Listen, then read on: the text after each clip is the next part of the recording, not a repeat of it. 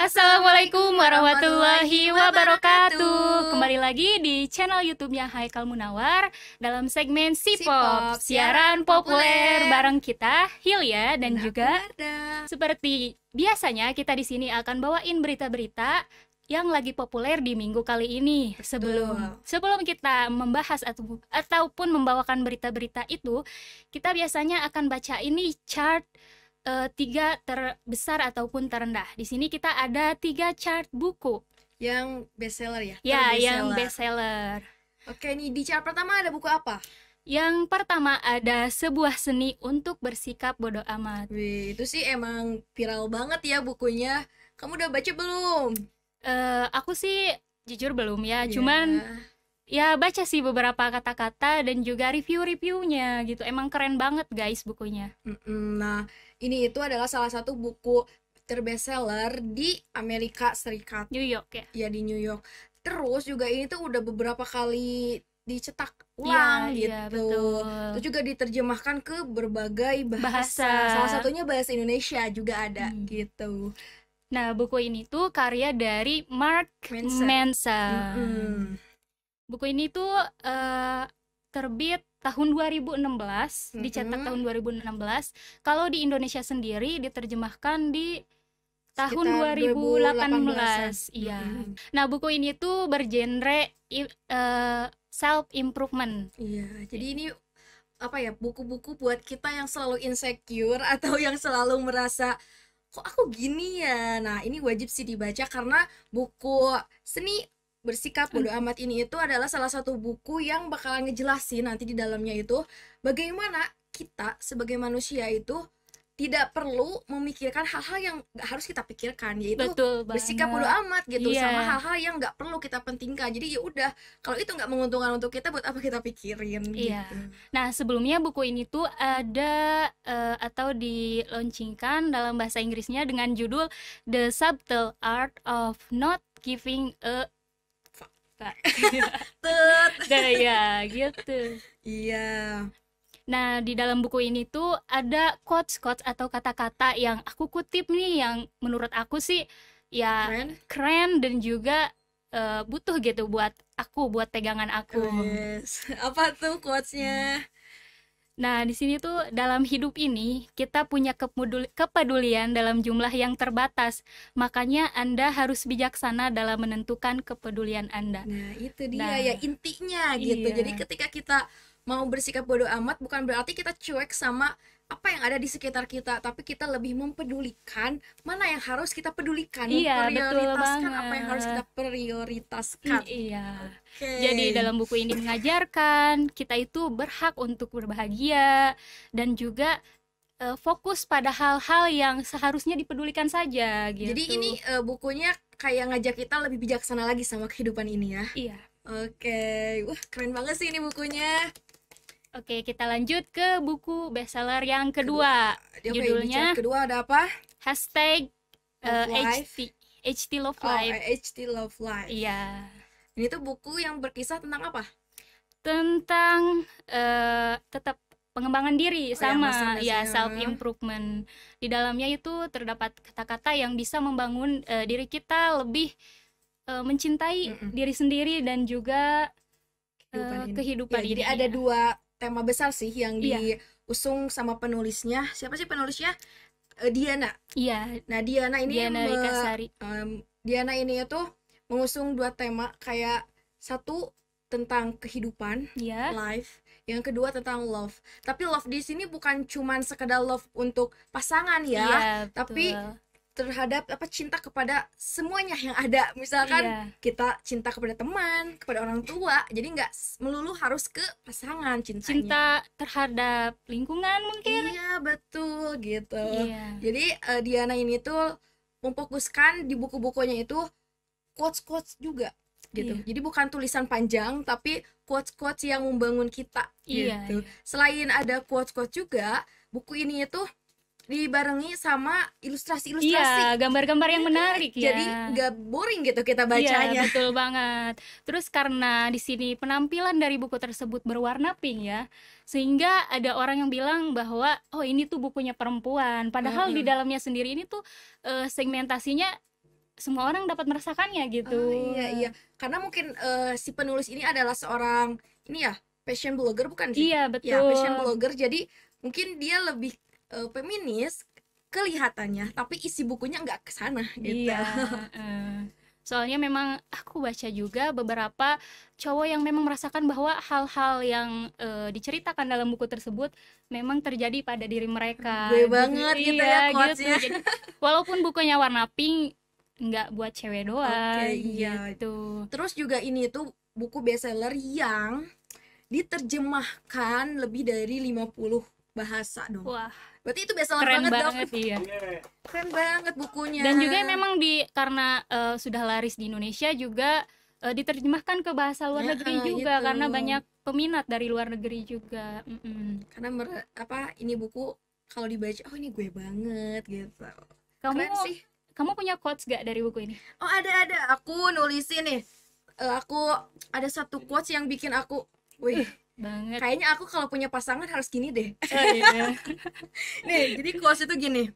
Love is about accepting differences and give room for disagreement. Apa sih yang kamu maknain dari kata-kata Oke. tersebut? Jadi ya bahasa Inggris aku tadi jelek ya. Iya.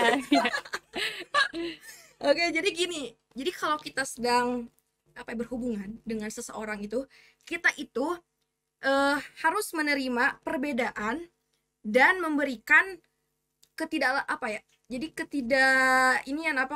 jadi jangan si perbedaan itu tuh dijadikan kita diterima begitu aja gitu. Tapi kita harus ada kayak saling melengkapi gitu. Iya, dari betul. perbedaan itu. Mungkin pasangan kita punya perbedaan dan kita pun tentunya pasti punya perbedaan. Tapi perbedaan itu jangan dijadikan sebagai pasangan aku kekurangannya ini dan aku menerima dengan menerima ya udahlah gitu, tanpa ada dari sisi akunya pun membangun kekurangan itu menjadi hal yang harus aku tutupi gitu. Iya. Gitu sih. Ya intinya saling melengkapi lah gitu. Ya. Oke, itu dari aku quotesnya. Kalau dari kamu? Kalau dari aku nih ada 2 yang aku kutip. Yang pertama itu you own yourself, don't give it away. Yes, dalam Gitu. sih. Ya yang menurut pemaknaan aku gitu ya, kurang bagus-bagus amat sih memang dalam mengartikan bahasa Inggris, cuman yang aku dapat jadi itu tuh berarti bahwa kita yang mengendalikan diri kita sendiri. Jadi jangan sampai kamu itu terjatuh atau dikendalikan oleh orang lain gitu. Jadi kayak jangan sampai kata-kata orang mengontrol diri kamu, karena seperti itu. hidup ini punya kita, ya kita yang ngontrol gitu. Iya, betul banget kayak gitu. Terus ada yang kedua, don't live proof or make a point, just live and enjoy. Nah, yang ini tuh jadi kita itu jangan hidup itu untuk membuktikan sesuatu. Tapi gitu. hidup itu harus kita dinikmati. Iya, jangan gitu. sampai karena kita punya mimpi A, kita kejar A itu sampai kita lupa sekeliling kita lupa sama diri kita, bagaimana kita bahagia gitu. Momen-momen yang harusnya dinikmati saat ini gitunya terlupakan karena kita ingin mengejar mimpi itu. Gitu. Boleh lah ya kita ngejar mimpi, tapi jangan sampai kita melupakan kebahagiaan kita. Karena kan mimpi itu adalah sesuatu yang kita inginkan, berarti kita harus enjoy juga dong melaksanakannya. Iya, betul banget. Bagus sih, keren. Iya, bagus. Nah, buat kalian mungkin yang mau tahu selengkapnya quotes-quotesnya apa aja, bisa lah dibaca. Iya. Oke, yang ketiga nih, di chat yang ketiga kita punya buku apa? Ini tuh kayaknya motivasi ya, buku motivasi, judulnya Rich Dad and Poor Dad. Oke, udah jelas banget ya, Rich Dad and Poor Dad. Artinya papa yang kaya dan papa yang miskin. Gimana tuh papa yang kaya, papa yang miskin? Jadi ini tuh buku karya dari Robert T. Kiyosaki. Oh, Kiyosaki ya, Kiyosaki. Wow. Typo bacanya. Nah, jadi buku ini tuh awal mulanya dibuat oleh Robert ini berasalkan dari pengalamannya sendiri. Oh, jadi ini pengalaman pribadi dari Robert sendiri ya. yang bahwasannya dia itu dulunya mempunyai ayah yang dia ayah kandungnya dan dianggap ayah keduanya yang kaya gitu. Sedangkan ayah kandungnya itu adalah yang disebut ayah miskin, yang poor Mm-mm. dad di sini. Ini kaya dan miskin apakah berdasarkan dengan finansial? Iya, dengan finansial Oh iya, pastinya. berhubungan dengan finansial. Iya. Oke, terus Dan buku ini tuh memang mengajarkan kita betapa pentingnya literasi finansial. Dan juga mungkin ada cara-cara juga bagaimana kita menjadi orang kaya seperti itu. Ya sih, karena Robert ini terkenal dengan motivasi ini apa finansial, kayak investasi-investasi kayak Betul, gitu ya. seperti itu. Nah, jadi dalam buku ini tuh ada pemaparan bahwa kita itu harus dapat membedakan apa sih aset dan juga beban. Jadi literasi finansial itu dibutuhkan gitu. Karena ketika kita tidak memiliki pengetahuan literasi finansial, kemungkinan kita akan berpikir yang dilakukan oleh si posisi poor dad ini gitu. Dari ayah kandungnya. Gitu ya, yang berpikir bahwa kita harus bekerja keras untuk mendapatkan uang gitu. Jadi kan. kita yang harus cari uang, bukan uang yang Bukan kekayain uang. kita. Jadi memang tagline-nya yang terkenal gitu dari buku ini adalah kita bekerja bukan untuk uang.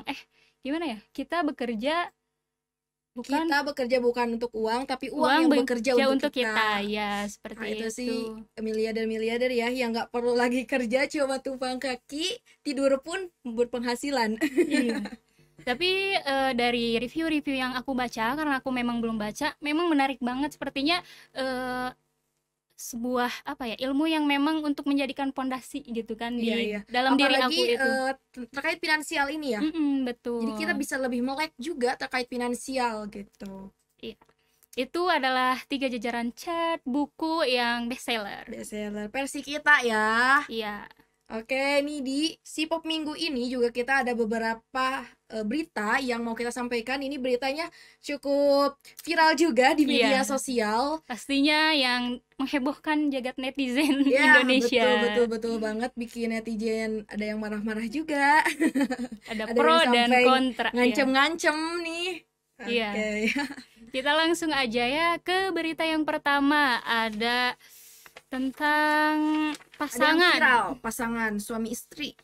Jadi, suami istri. Viralnya pasangan Bimo dan Kurniati yang dikira sesama jenis. Iya. Netizen mengancam sadis bakalan dipenggal.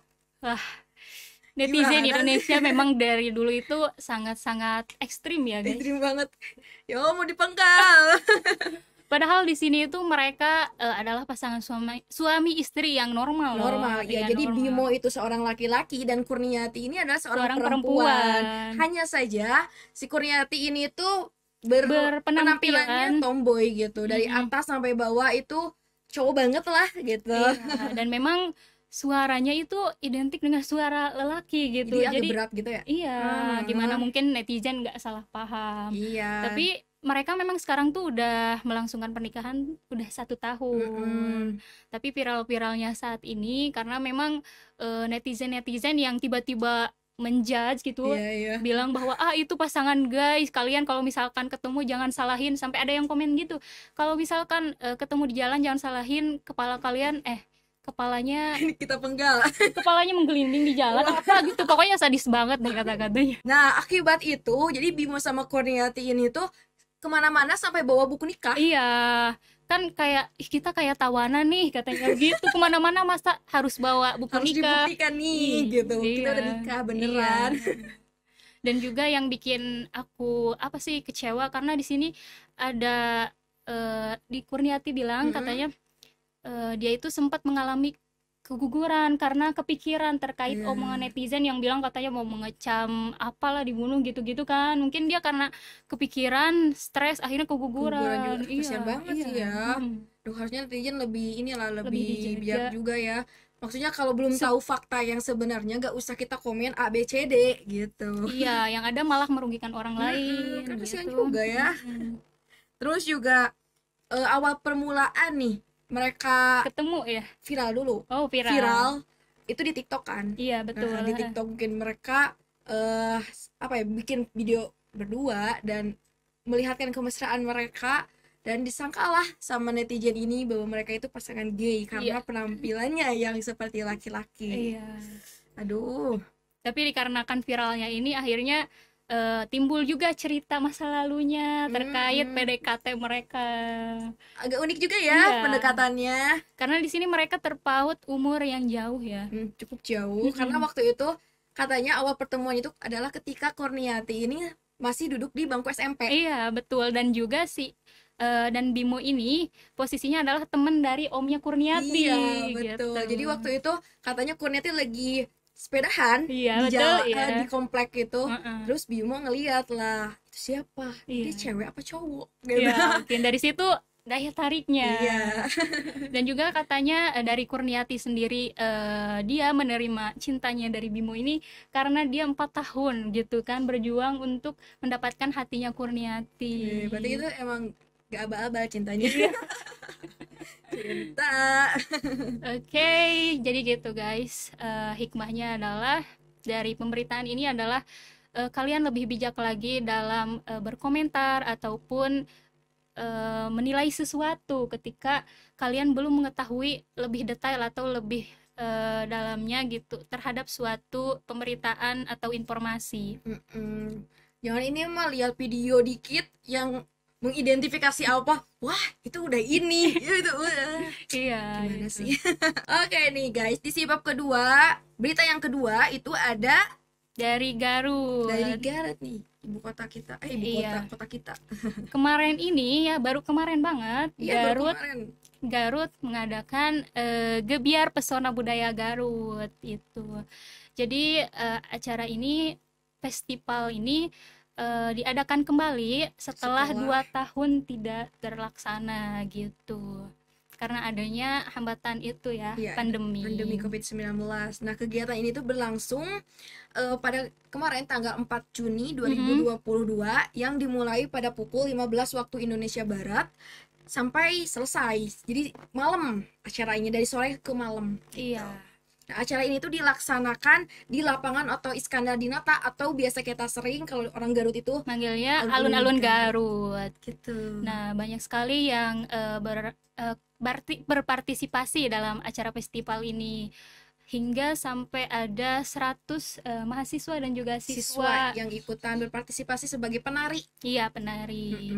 Kemudian acara ini juga mengusung tema Garut Waluya Manjing Dijaya. Nah, selain selain promosi budaya Garut, nah di acara kemarin juga adalah ajang untuk promosi UMKM yang ada di Garut. Iya. Gitu. Jadi masyarakat dituntut untuk lebih mengenal gitu kan usaha mikro, usaha UMKM. Iya, UMKM-nya. Orang-orang Garut gitu. Iya, gitu. Nah, untuk acara ini tuh tradisinya ya dilakukan udah 20 tahun ya. Iya. Berturut-turut. Cuma kemarin ke pending dulu sama pandemi 2 tahun. Jadi Iya. pas kemarin pergelaran, wah, membludak banget, rame banget. Orang-orang Garut mungkin ingin ikut sama-sama euforia lah ya. Iya. Pada agenda kemarin. Cuman kemarin waktu malamnya agak sedikit disayangkan karena turun hujan. Iya, betul, hujan besar ya untuk di Iya. Garut sendiri. Tapi tetap acaranya berjalan gitu. Iya, untuk acara festival ini tuh untuk yang ke-18 kalinya ya, ke-18, dan biasanya memang per tahun ya dilakukan. Iya, Dan semoga rutin. Semoga di tahun 2023 lebih meriah dan juga lebih seru lagi. Iya. Dan gak ada yang menghalangi lagi. Iya. Cukup kemarin aja 2 tahun ya. Iya.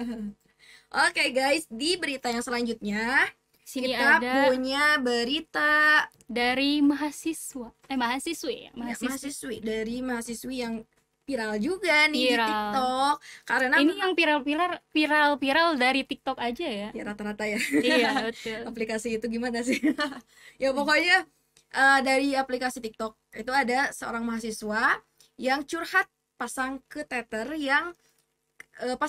ke pasien laki-laki. Iya. Gitu. Katanya gini, apa Gini. kutipannya? Ketipannya gini, ketika aku harus masang kateter keteter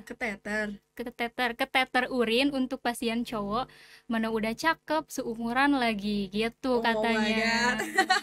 Nah, ini tuh katanya diidentifikasi sebagai pelecehan seksual ya. Dan pelanggaran kode Secara verbal. etik. Kode etik, profesi, Iya, ya, profesi perawat perawat ya. gitu. Ya, ya gimana ya, kita juga yang lihatnya agak gimana juga gitu. Kenapa kok ada orang yang ngomong kayak gitu ya? Mungkin kalau misalkan memang ada yang pernah diatasi sama dia gitu, kayak itu aku merasa terlecehkan atau gimana gitu kan. Iya. Padahal kan emang profesi seorang perawat itu apa ya, profesi yang agak rentan juga terhadap seksualitas gitu. Makanya para influencer yang berkaitan dengan medis gitu ya, itu tuh pasti menggunakan bahasa-bahasa yang bagaimana agar pengolahan kata-katanya tuh tidak mengidentifikasi ke hal-hal yang seksualitas. Iya. Tapi ini ada seorang mahasiswa yang masih praktik juga, yang tiba-tiba mengatakan hal itu gitu ya, Iya. dengan seenaknya di media sosial. Itu agak kurang bijak lah ya Iya. dalam membuat konten. Nah, mahasiswa ini itu adalah mahasiswa dari Universitas Aisyah Yogyakarta. Dan tempat prakteknya itu di mana? Di Rumah Sakit Wonogiri. Ya, di RSUD. Oh, dia. RSUD Wonogiri. Jadi Iya. setelah viralnya tuh videonya, ya udah, pihak kampus menarik dia dari tempat praktik dan diberikan teguran secara keras lah ya. Jangan sampai terulang lagi lah. Tegurannya itu ditarik dari tempat prakteknya sementara, diberhentikan sementara dari praktiknya. Dan juga dari pihak kampus mengkonfirmasi bahwasannya sebelum kan disebutnya itu seperti magang gitu ya kan. Sebelum magang tersebut diakui dari pihak kampus bahwa mereka itu telah melalui uji kom gitu, semacam tes keahlian kayak gitu. Dan jadi pembekalan kode etik, apa yang harus dilakukan, apa yang harus dan apa yang tidak boleh dilakukan itu udah dibekali dulu sama pihak kampus. Sebenarnya seperti itu, tapi mungkin ini atas kendali dirinya sendiri kan, sehingga melakukan kesalahan yang memang dapat itu melanggar kode etik. Dan pada akhirnya si pembuat video ini harus berminta maaf lah ya kepada netizen semuanya, kepada RSUD-nya juga, kepada pihak kampus, bahwa apa yang dilakukannya itu emang salah gitu. Iya. Duh, itu sih poinnya, jangan buat konten sembarangan. Iya. Di sini juga diungkit lagi bahwa kita harus bijak dalam bermedia sosial, seperti itu. Tuh. Karena jika tidak berpikir dua kali ketika kita akan membuat sesuatu, ya mungkin kejadiannya akan menjadi seperti ini. Gitu. Jadi hal-hal yang ini mungkin tanpa dipikirkan kembali, dipikirkan jauh gitu ya. Kayak gak kebayang juga sih bakal viral misalkan videonya. Iya.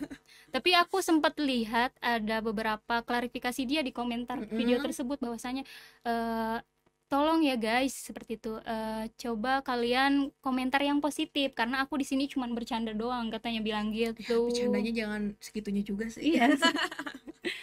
Tapi aku juga sempat baca sih, katanya hal tersebut itu belum dia rasain gitu. Maksudnya di sini dia cuma membayangkan ketika, kan dia menulisnya ketika dia kalau misalkan dia memasangkan hal itu kepada cowok yang ganteng terus pada nyatanya lagi. Katanya dia nggak pernah memang melakukan itu. Apalagi itu ya? Sangat-sangat merugikan. Iya, merugikan banget. Oke, guys. Next berita yang keempat, ada yang punya Twitter nih. Ya, jadi Elon Musk ini akan Elon Musk jadi Elon Musk memberikan perintah kepada karyawan Tesla. Jadi mulanya gini. Perintahnya apa? Stop WFH atau resign gitu. Stop WFH atau resign. Oke. Jadi bermula dari adanya bocoran email, katanya yang dari dari Elon Musk itu ke karyawan eksekutifnya di Tesla gitu. Bahwasanya dia memberitahukan bahwa karyawan untuk melakukan kerjanya di kantor gitu, kalau memang di rumah lagi. Kalau memang mereka tidak setuju dengan statement dia, tandanya mereka mengundurkan diri, seperti itu. Keras juga ya. Tapi beda lah miliarder. Ya namanya memang untuk perusahaan mobil listrik yang pasti gajinya nggak segitulah ya, pasti ya mau lah. Masa ngundurin diri di perusahaan yang gede ya. Tapi ada 3 alasan loh kenapa Elon Musk mengharuskan karyawannya untuk kembali kerja di kantor. Apa itu? Jadi yang pertama itu Elon Musk mengatakan bahwa kehadiran fisik itu lebih penting. Ya iyalah ya, misalkan kayak kita ada mengadakan rapat kayak gitu kan gak enak juga kalau di Zoom terus gitu. Enaknya secara fisik kita saling berinteraksi, beradu ide gitu kan, agar menghasilkan hal-hal yang lebih baik gitu, lebih baik untuk Tesla-nya. Karena dari interaksi kemungkinan kita bisa menumbuhkan inovasi. Terus juga kata Tesla kata Elon Musk. Terus kata Elon Musk ini tadi itu kalau misalkan kehadiran ada kalau ada kehadiran ya kalau ada kehadiran karyawannya di kantor itu akan memunculkan ide-ide yang keren gitu. Pastinya. Dan juga kebangkrutan itu bakalan tercegah gitu. Yang pertama itu yang tiga-tiganya. yang tiganya. Ngomong tiga-tiganya. Oke, itu yang ketiga-tiganya. Yang pertama, kehadiran itu penting, kehadiran fisik. Yang kedua, nah dengan kehadiran fisik itu akan menghasilkan ide-ide yang keren. Itu yang kedua. Yang ketiga, menghindari kebangkrutan. Iya. Oke, itu dari bos Tesla ya. Emang gimana ya, peraturannya terlalu mengancam sepertinya. Tapi itu demi kebaikan perusahaannya gitu. Iya, betul.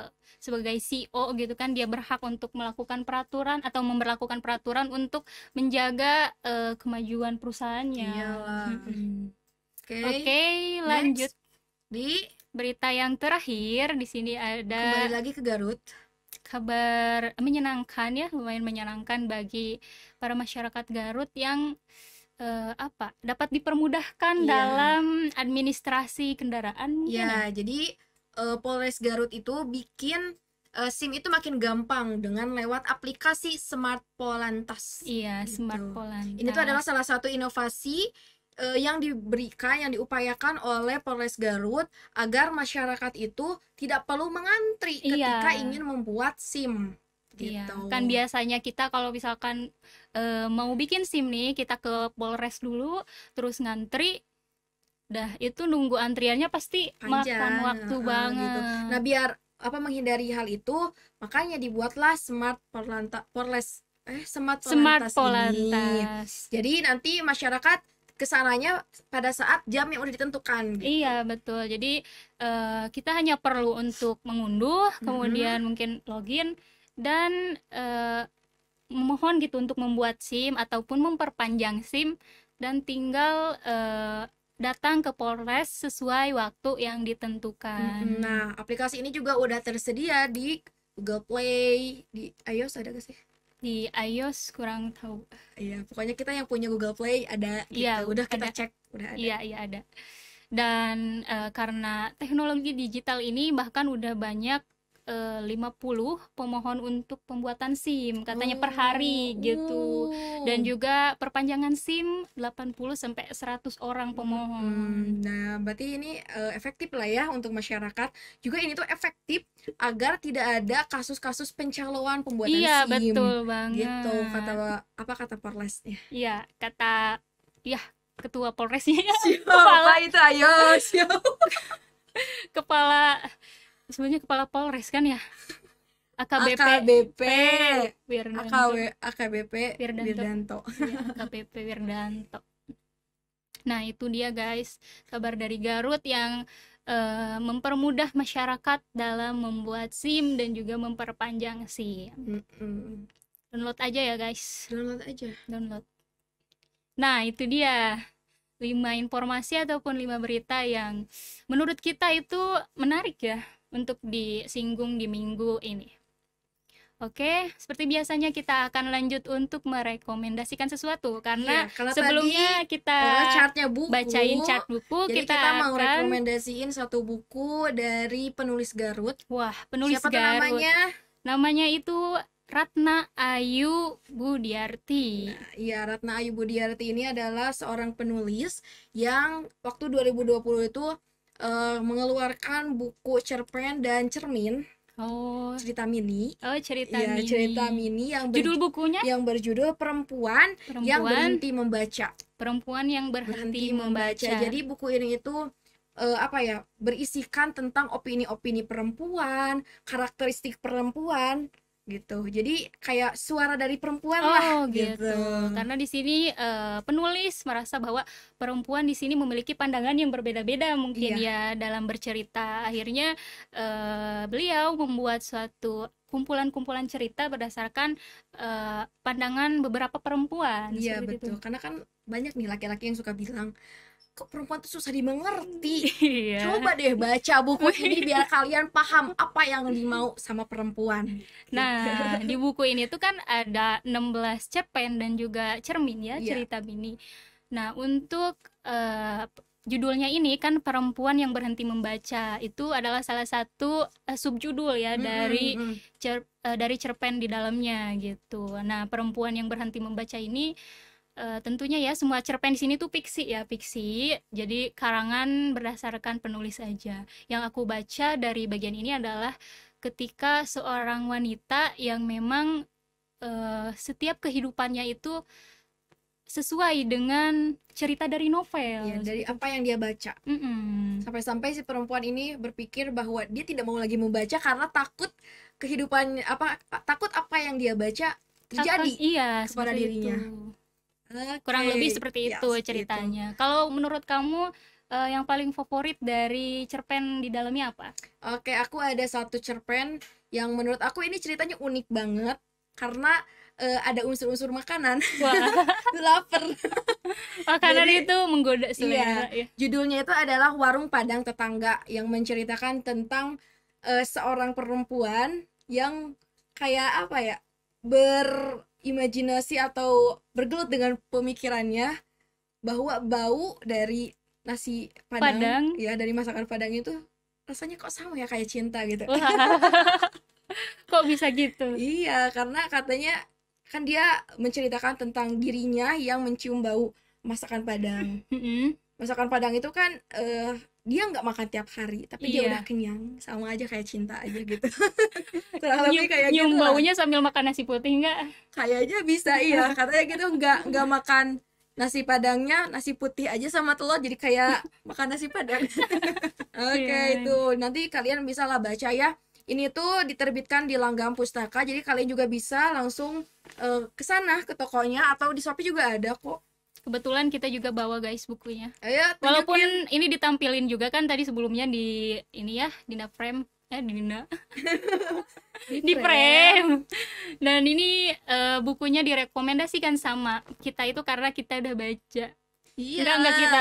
Karena ini juga penulis dari Garut. Tuh, keren banget sih penulisnya ini. Sebelum ini juga mengeluarkan satu buku juga. Masih buku cerpen sih sama. Iya. Oke guys, kayaknya kita harus udah berakhir nih di Sipop minggu ini, dan banyak sekali ragam informasi yang sudah kita sampaikan. Nah, semoga bermanfaat ya apa yang kita sampaikan, dan harusnya sih bermanfaat ya. Dan juga menghibur lah setidaknya ya. Dan menambah juga wawasan kita ya terkait pemberitaan yang ada di Indonesia maupun di luar negeri ataupun yang ada di lokal di Garut kita ini. Gitu, tapi guys, aku ada pesan. Kalau misalkan tadi kan kita bacain bestseller ya. Iya. Kalau misalkan menurut kalian ada buku-buku yang lebih menarik dari buku-buku bestseller yang kita bacain, bolehlah komentar di kolom siapa komentar. Tahu jadi rekomendasi buat kita ya. Iya, betul banget. Oke, gitu. Oke, gitu aja guys. Segmen Sipop kali ini. See you later and wassalamualaikum warahmatullahi wabarakatuh. Dadah.